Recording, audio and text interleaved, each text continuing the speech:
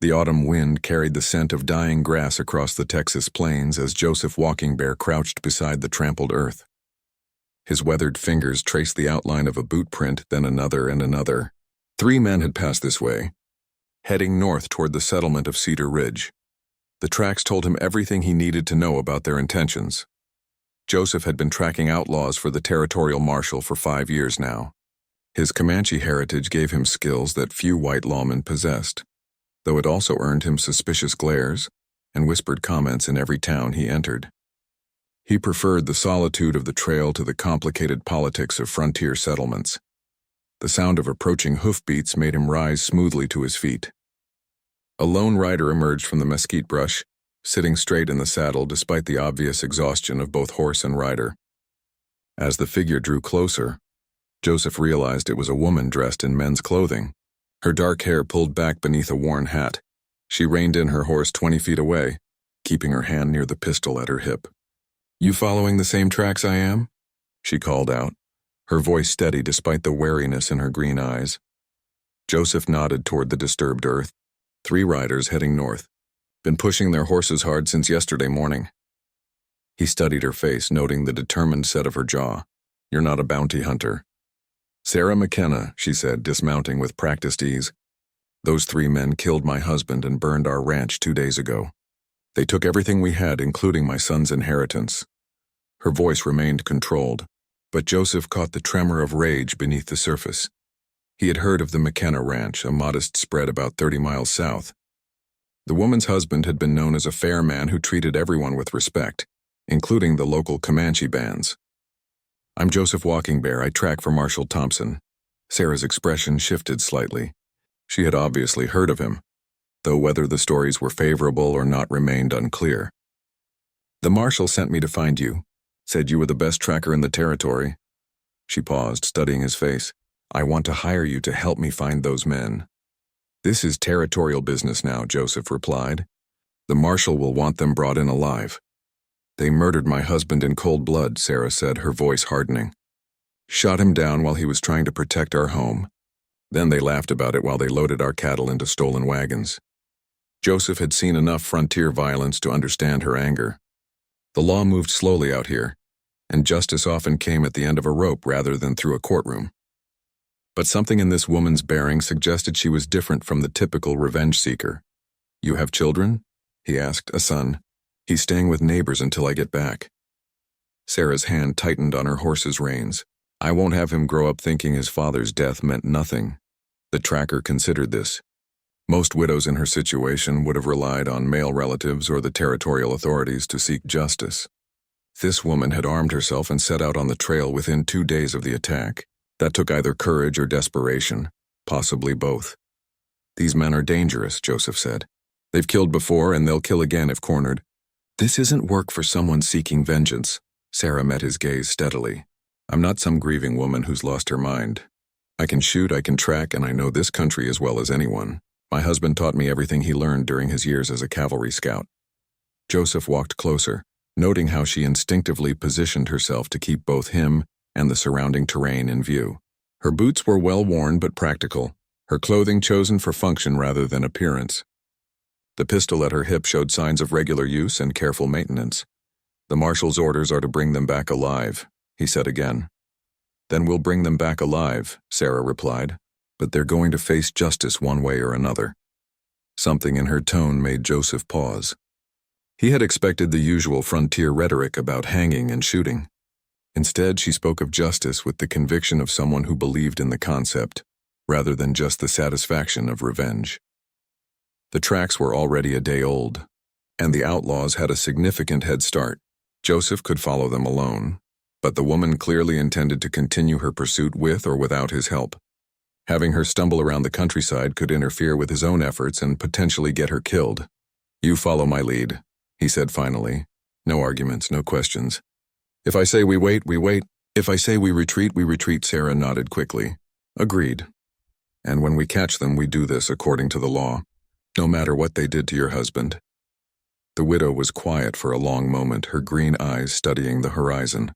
"My husband always said the law was what separated civilized people from animals," she said finally. I won't dishonor his memory by becoming something he'd be ashamed of. Joseph felt something shift in his assessment of this woman. He had worked with many partners over the years, most of them driven by greed, ambition, or bloodlust. Sarah McKenna seemed motivated by something different, though he couldn't quite identify what it was. "We'll need supplies," he said, swinging up onto his own horse. "There's a trading post about 10 miles east. We can resupply there and pick up the trail afterward." As they rode toward the setting sun, Joseph found himself wondering what kind of partnership he had just agreed to. The woman beside him remained silent, her attention focused on the path ahead, but he sensed an underlying strength that went beyond simple determination.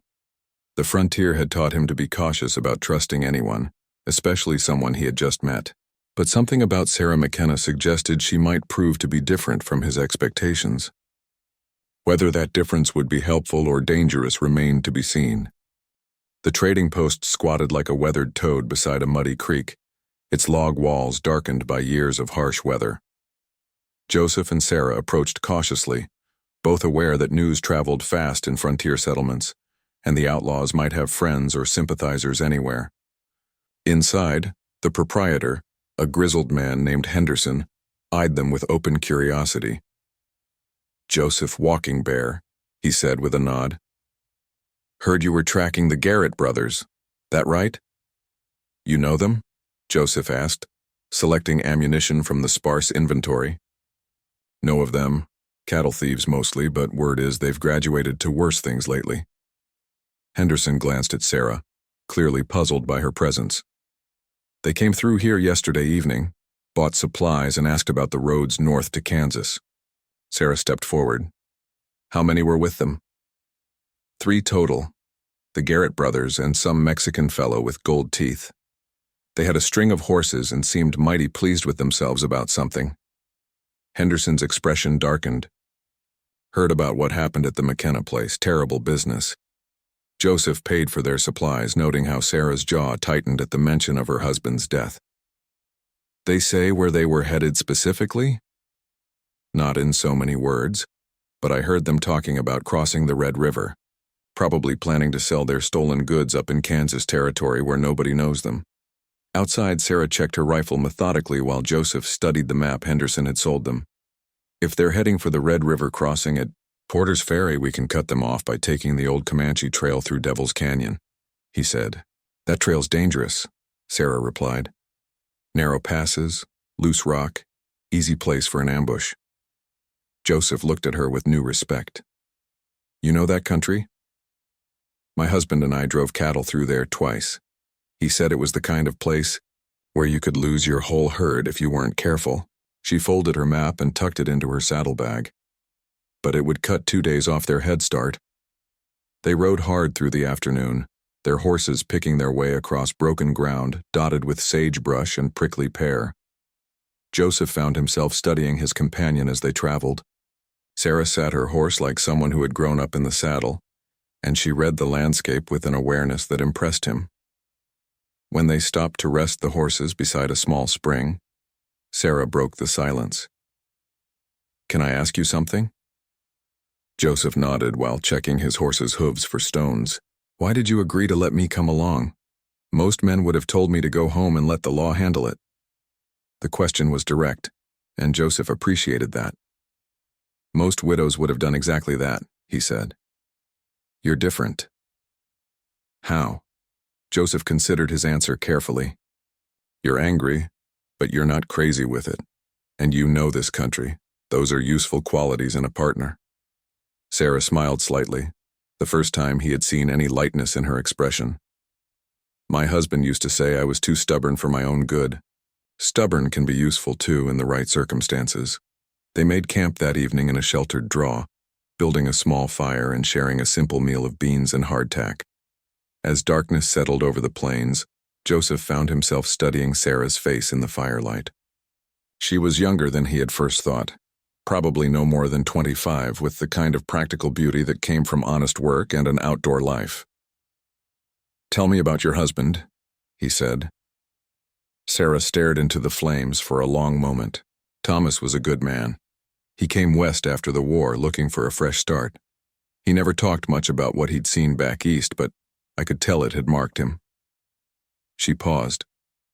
He was gentle with animals and children, but he could be hard as iron when someone threatened what he cared about. How long were you married?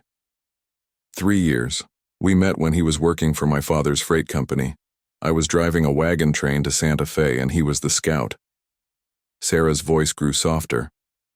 He said I was the first woman he'd ever met who could outdrive him and outshoot him both. Joseph understood the appeal. Frontier life demanded strength from both men and women, and partnerships worked best when both parties could contribute equally. You have other family? My parents died in a cholera outbreak 2 years ago. Thomas's. People are back in Ohio, but we never had much contact with them. Sarah looked across the fire at him. What about you? You have family? The question touched on painful territory. Joseph had learned that white people were often uncomfortable discussing his mixed heritage, and he had grown cautious about sharing personal details. But something about Sarah's straightforward manner encouraged honesty. My mother was Comanche. My father was a trader who spent time with the tribe. I was raised with my mother's people until I was 12, then went to live with my father in San Antonio. He poked at the fire with a stick. Neither world quite accepts me completely, but I've learned to find my place between them. Sarah nodded thoughtfully. That must be difficult sometimes. It has advantages.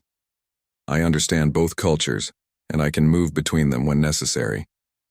Joseph studied her face, looking for the usual signs of discomfort or judgment. Instead, he saw only genuine interest. Is that why you became a tracker? Partly. It's work that values skill over ancestry. The marshal doesn't care what blood runs in my veins as long as I can find the people he needs found. They sat in comfortable silence for a while, listening to the night sounds of the prairie. Coyotes called in the distance, and somewhere an owl hooted its hunting cry. Sarah banked the fire expertly, showing the kind of outdoor competence that came from years of frontier living. Joseph, she said as they prepared to sleep, I want you to know I meant what I said about bringing them in alive. Whatever they did to Thomas, I won't let revenge turn me into something he wouldn't recognize. The tracker nodded, struck again by her unusual perspective. Most people in her situation would be focused entirely on making the outlaws pay for their crimes. Sarah seemed equally concerned with maintaining her own integrity through the process. As he settled into his blankets, Joseph found himself wondering what other surprises this partnership might reveal. The woman sleeping across the dying fire from him had already proven herself to be more capable and thoughtful than he had expected. Tomorrow would bring new challenges as they entered the dangerous country of Devil's Canyon, and he suspected Sarah McKenna would continue to surprise him. Dawn broke gray and cold over Devil's Canyon, casting long shadows across the rocky landscape that stretched before them like a maze of stone and scrub brush. Joseph studied the narrow trail that wound between towering red cliffs, his experienced eye noting every place where an ambush might be waiting. The trail splits about 2 miles in, Sarah said, consulting her hand-drawn map. The North Fork leads to the main crossing, but there's a smaller path that comes out near Miller's trading post. Joseph nodded, impressed once again by her knowledge of the territory. If they took the North Fork, we'll see their tracks in the soft ground near Willow Creek. If they went south, we'll know they're trying to avoid the main settlements. They entered the canyon single file, with Joseph leading and Sarah following about 20 yards behind. The walls rose steeply on both sides, creating an echo chamber where even the sound of their horses' hooves seemed unnaturally loud. Joseph felt the familiar tension that came with entering dangerous ground, but he noticed that Sarah showed no signs of nervousness. The first sign of trouble came when they reached the creek crossing. Joseph dismounted and studied the muddy bank carefully, his trained eye reading the story written in the disturbed earth. 4 horses, he said quietly. But look at this. Sarah knelt beside him, examining the tracks he indicated. That's not the same group. These prints are different sizes and one of the horses is shod differently. Someone else is following the same trail we are, Joseph confirmed. Either more outlaws joining up with the Garrett brothers or someone else hunting them. They followed the mixed tracks deeper into the canyon, both of them now alert for any signs of danger. The trail wound upward through a series of switchbacks with loose rock that made each step treacherous for their horses. In several places, Joseph had to dismount and lead his horse carefully around particularly dangerous sections. "Joseph," Sarah called softly from behind him. "Look up there." He followed her gaze to a rocky outcropping about 100 yards ahead. The glint of metal in the morning sun was barely visible, but both of them recognized it immediately. Someone was waiting in the rocks above the trail with a rifle. Joseph signaled for Sarah to dismount and take cover behind a large boulder. Moving with the silent grace his Comanche upbringing had taught him, he worked his way up the steep slope, using every bit of available cover to avoid detection. The man in the rocks was young, probably no more than 20, with the kind of desperate look that came from too many bad decisions. His rifle was trained on the trail below, but he kept glancing nervously toward the canyon mouth as if expecting someone else to appear. Joseph was within 10 feet of the ambusher when the young man finally sensed his presence. The outlaw spun around, trying to bring his rifle to bear, but Joseph was already moving. A brief, silent struggle ended with the would-be killer unconscious and tied securely with strips of rawhide. "He's just a boy," Sarah said when Joseph brought his prisoner down to the trail. 16, maybe 17 years old. The young man's eyes fluttered open, focusing first on Joseph and then on Sarah with obvious confusion. "You're not the Garrett brothers," he mumbled through split lips. "No, we're not," Joseph said. "What's your name, son?" "Billy. Billy Morrison." The boy tried to sit up straighter, wincing from the blow that had knocked him unconscious. "You lawman?" Sarah knelt beside him, her voice gentle but firm. "Billy, why were you planning to shoot at people you thought were the Garrett brothers?" The question seemed to surprise the young outlaw. He had obviously expected threats or violence, not genuine curiosity about his motives. "They killed my pa," he said finally. "Shot him down during a card game in Abilene 3 weeks ago. Said he was cheating, but everybody knew he wasn't." Joseph exchanged glances with Sarah. The story had the ring of truth, and it explained why someone else was tracking the same outlaws they were pursuing. "So you followed them down here to get revenge?" Billy nodded miserably. "I ain't much of a tracker, but I heard they were headed for the Red River crossing. Figured I'd wait for them in the canyon and settle things proper." With a rifle from ambush, Sarah's voice carried disappointment rather than anger. "Is that how your father would have wanted you to handle this?" The question seemed to hit Billy harder than any physical blow could have. His young face crumpled, and Joseph could see the boy he still was beneath the desperate facade of a would-be killer. "I don't know any other way," Billy said. "I ain't fast with a gun like they are. This seemed like the only chance I'd have." Sarah sat beside him on the rocky ground. "Billy, listen to me. I understand what you're feeling. Those same men killed my husband 2 days ago. They burned our ranch and stole everything we owned." Billy looked at her with sudden understanding. "Then you know why I have to do this." "I know why you think you have to do this," Sarah corrected.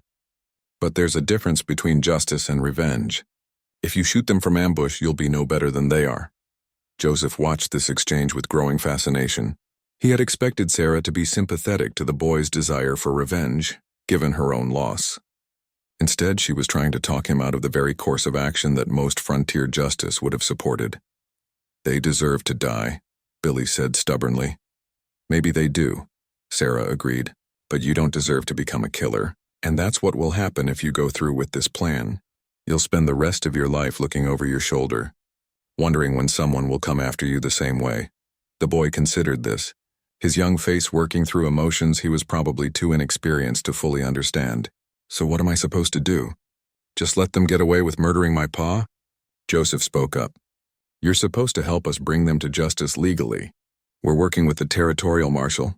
If you testify about what happened in Abilene, they'll face trial for your father's murder as well as other crimes.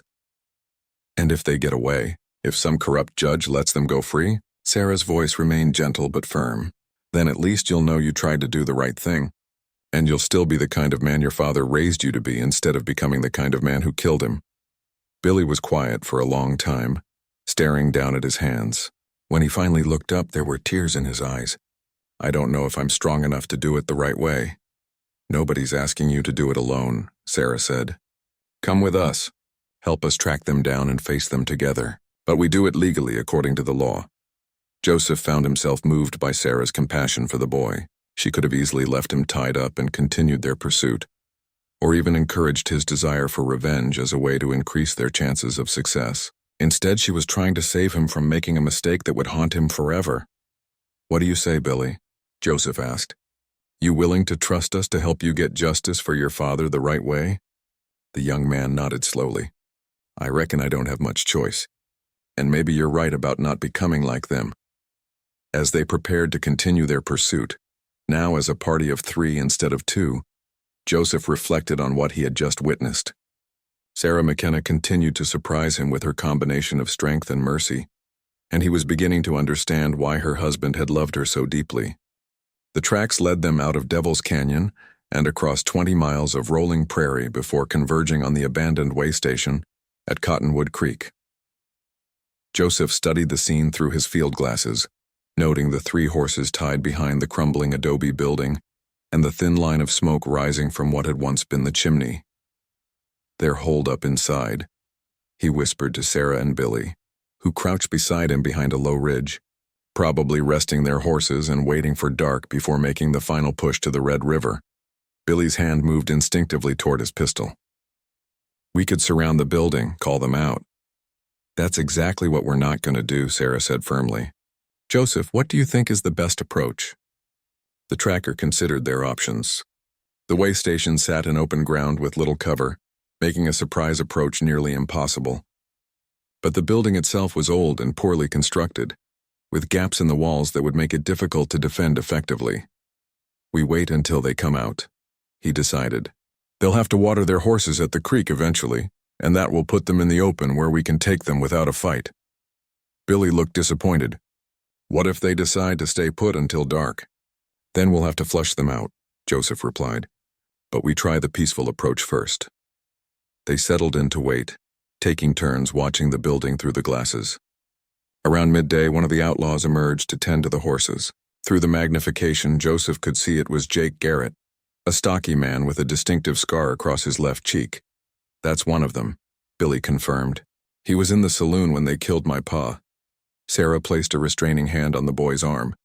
"Remember what we agreed." 2 hours later, all 3 outlaws emerged from the building and began moving toward the creek with their horses. Joseph checked his rifle and nodded to his companions. "This is it. Sarah, you circle around to the south. Billy, take the north side. I'll approach from the front. Nobody shoots unless they start shooting first." The plan worked perfectly until they were within 50 yards of their quarry.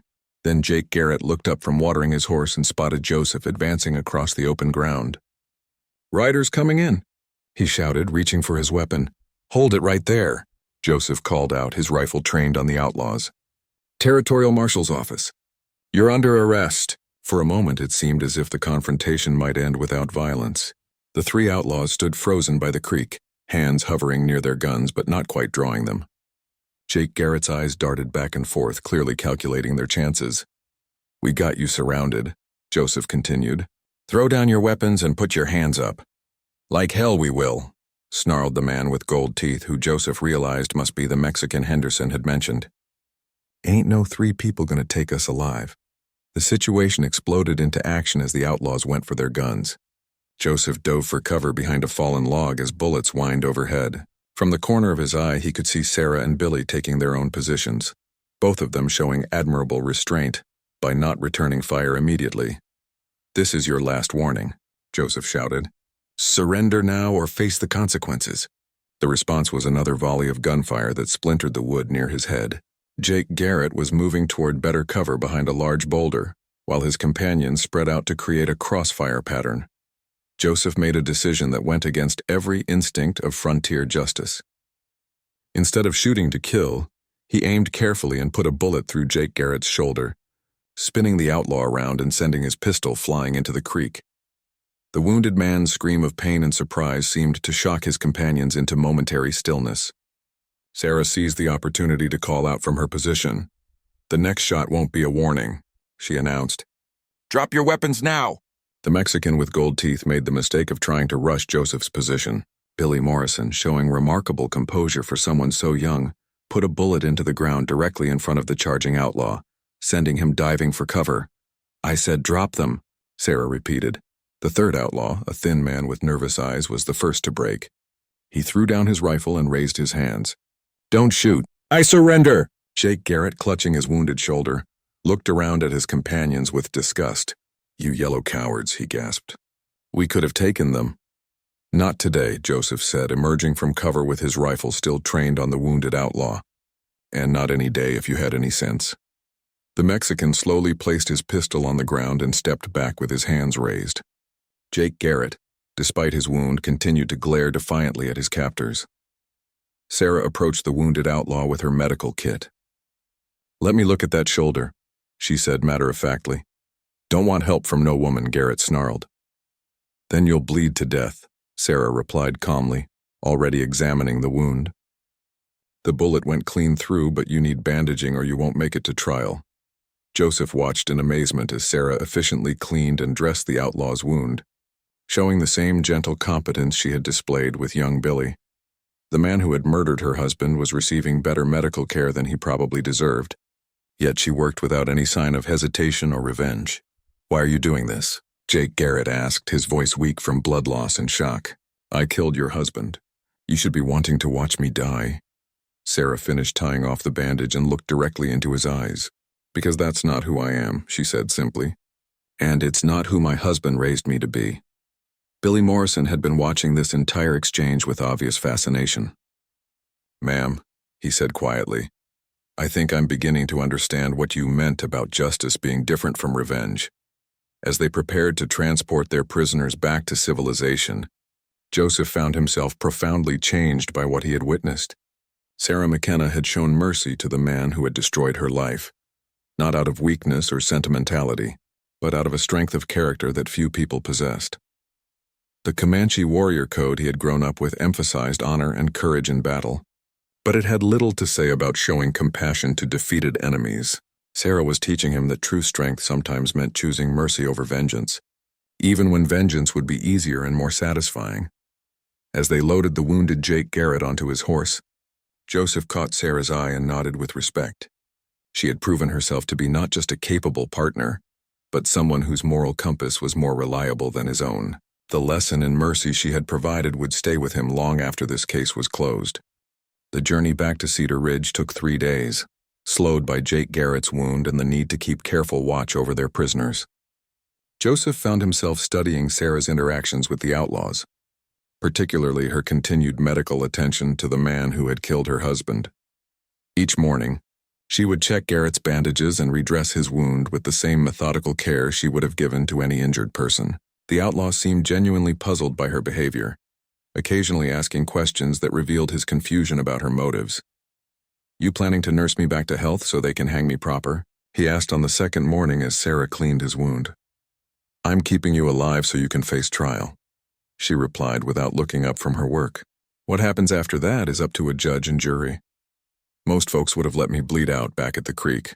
Sarah finally met his gaze. "I'm not most folks." Billy Morrison had proven to be surprisingly helpful during the return journey, showing none of the bloodthirsty revenge-seeking that had brought him to Devil's Canyon.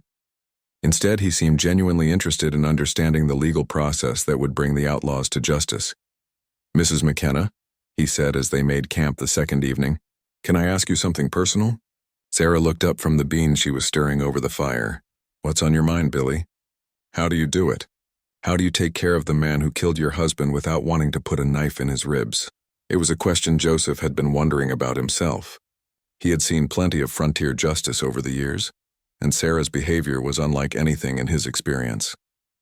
Sarah considered her answer carefully. "My husband used to say that what we do when nobody's watching is what defines who we really are. Jake Garrett chose to become a killer. I choose every day not to become one, even when I have every reason to want revenge." Jake Garrett, who had been pretending to sleep nearby, opened his eyes at the sound of his name. "Your husband sounds like he was a preacher or something." "He was a soldier," Sarah replied. "Fought in the war back east, saw enough killing to last several lifetimes, and came west looking for a better way to live. Didn't work out too well for him," Garrett said with a bitter laugh. Joseph expected Sarah to respond with anger, but instead she looked at the wounded outlaw with something that might have been pity. "He had 3 good years building something worthwhile with me. That's more than some people get." The Mexican outlaw, who called himself Rico, had been mostly silent during the journey, but now he spoke up. Lady, you're either the strongest person I ever met or the craziest. Maybe both, Sarah admitted. But I sleep better at night this way.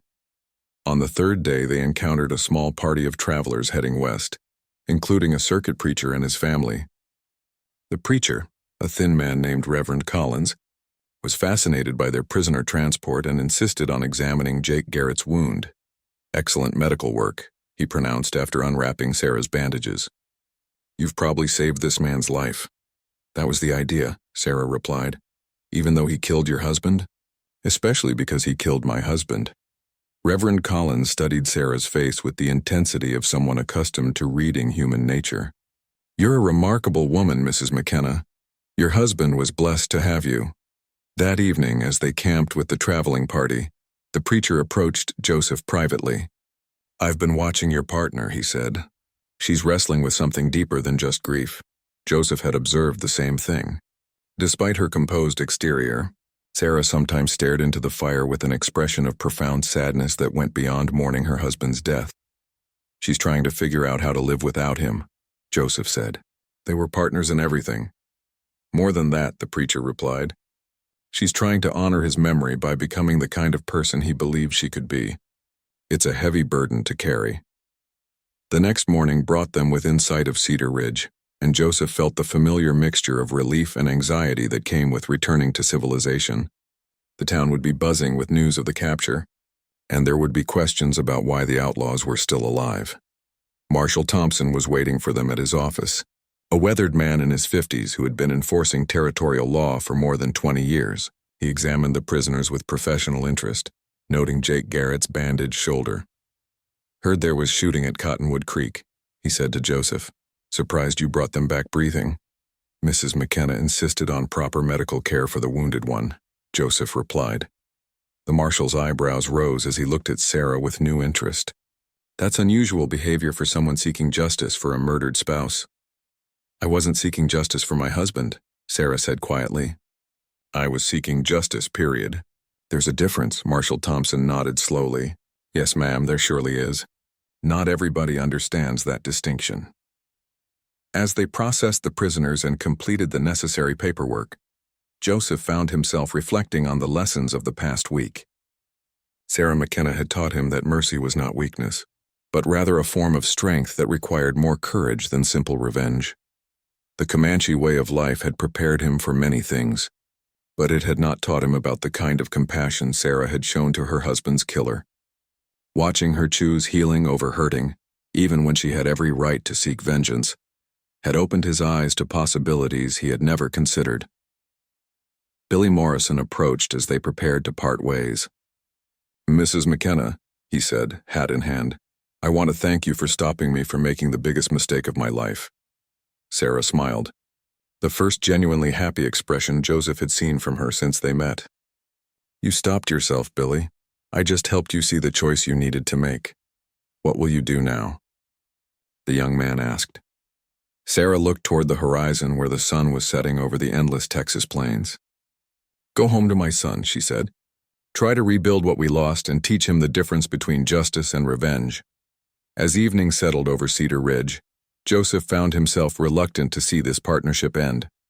Sarah McKenna had changed something fundamental in his understanding of what it meant to be strong, and he suspected the lessons she had taught him were far from complete. Mrs. McKenna, he said as she prepared to collect her horse from the livery stable, if you ever need help rebuilding that ranch or if trouble comes calling again, you know where to find me. Sarah studied his face in the lamplight streaming from the marshal's office. And if you ever get tired of tracking outlaws alone, you'll always be welcome at whatever home I manage to build. It was an offer that carried implications neither of them was quite ready to explore. But Joseph felt something settle in his chest at her words. For the first time in years, he could imagine a future that didn't involve riding alone across empty country in pursuit of dangerous men. The transformation in both of them had been subtle but profound. Sarah had faced her husband's killer with courage and mercy, proving that strength didn't require cruelty. Joseph had learned that his mixed heritage might actually be an advantage in understanding different ways of seeing justice and compassion. As they parted ways in front of the marshal's office, both of them knew this was not really an ending, but rather the beginning of something new. The partnership forged in pursuit of outlaws had revealed possibilities neither had expected to find in their lives again. 3 months later, Joseph found himself riding toward the McKenna Ranch with a sense of anticipation he hadn't felt in years. Marshal Thompson had sent him south to investigate reports of cattle rustling, but the real reason for his journey was the letter folded in his shirt pocket. Sarah's handwriting was clear and practical, like everything else about her. She had written to tell him about the progress on rebuilding the ranch, about her son David's adjustment to life without his father, and about a situation that might require his professional expertise. "We've had strangers watching the ranch," her letter had said. "They haven't done anything threatening yet, but David spotted them twice last week, and I found tracks near the house that don't belong to any of our neighbors. I thought you should know."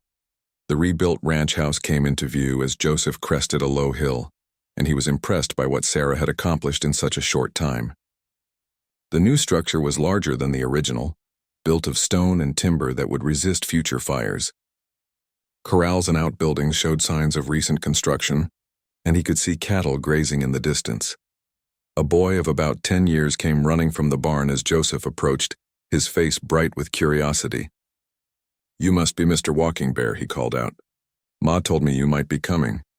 "And you must be David," Joseph replied, dismounting and extending his hand with the same serious formality he would have shown an adult. "Your mother wrote to me about some strangers in the area. They were watching us from that ridge over there," David said, pointing toward a line of hills to the east. "Had field glasses and everything. Ma says they're probably just drifters, but she wanted to be sure." Sarah emerged from the house as they spoke, wiping her hands on her apron. She looked healthier than she had during their pursuit of the Garrett brothers, with some of the color back in her cheeks and a more relaxed set to her shoulders. "Joseph," she said with genuine warmth, "thank you for coming. I wasn't sure if my letter would reach you." "Marshall had me working a case down near San Antonio," he replied. "Your timing was perfect." Over dinner, Sarah filled him in on the details of her strange visitors. 3 men on horseback had been spotted watching the ranch on multiple occasions, always from a distance, never approaching directly or making any threats. They seemed particularly interested in the ranch's defenses and the daily routines of its inhabitants. "Could be advance scouts for another raid," Joseph said thoughtfully, "or they might be associated with someone who has a grudge against you." "The only people with reason to hold grudges are sitting in the territorial prison," Sarah replied. "Unless someone thinks I have money hidden somewhere." David spoke up from his seat at the kitchen table. "Ma, what about that man who came by last week? The one asking about buying the ranch?" Joseph's attention sharpened. "Tell me about him." "Well-dressed fellow," Sarah said. "Claimed to represent some Eastern investors who were interested in buying ranch land. Offered me twice what this place is worth and seemed surprised when I turned him down." "Did he give you a name?" "Samuel Morrison. Said he was from a company called Western Development Associates." Sarah paused.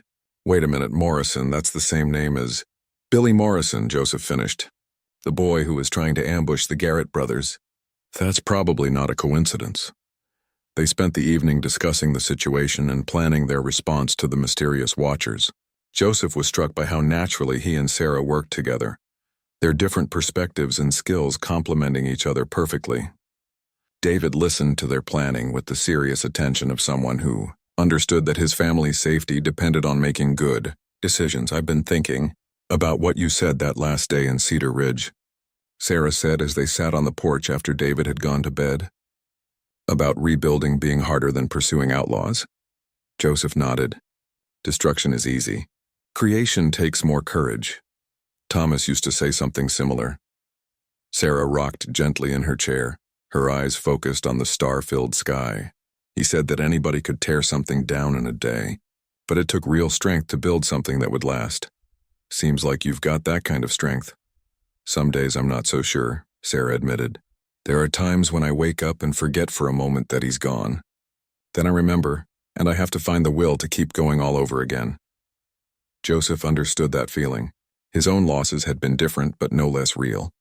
The sense of being caught between two worlds, never quite belonging completely to either one, had created its own form of grief. "Your husband would be proud of what you've built here," he said, "and proud of the way you handled yourself with the Garrett brothers." "I keep wondering if I did the right thing," Sarah said. Maybe I should have let Billy shoot them. Maybe I should have shot them myself. Do you really believe that? Sarah was quiet for a long moment. No, she said finally. But sometimes the right choice is the hardest one to live with. The next morning, Joseph began his investigation of the mysterious watchers by examining the tracks David had found. The signs told him that 3 experienced riders were indeed conducting surveillance of the ranch, and their movement patterns suggested they were gathering intelligence for some specific purpose. They're not random drifters, he told Sarah, as they studied the evidence together. This is organized reconnaissance. Someone is planning something that requires detailed knowledge of your routines and defenses. The question is what and why, Sarah replied. I can't think of any enemies I've made since Thomas died. Sometimes you don't have to make enemies, Joseph said. Sometimes they make themselves. As they worked together to unravel the mystery of the Watchers, Joseph found himself remembering why he had been so reluctant to leave Sarah in Cedar Ridge 3 months earlier. She challenged him intellectually, supported him emotionally, and shared his commitment to doing things the right way even when the wrong way would be easier. More than that, she made him feel like he had found a place where he truly belonged. For the first time in his adult life, he wasn't caught between 2 worlds, but rather creating a new, one that drew strength from the best of both his backgrounds. The partnership that had begun with tracking outlaws was evolving into something deeper and more permanent, though neither of them was quite ready to name it yet.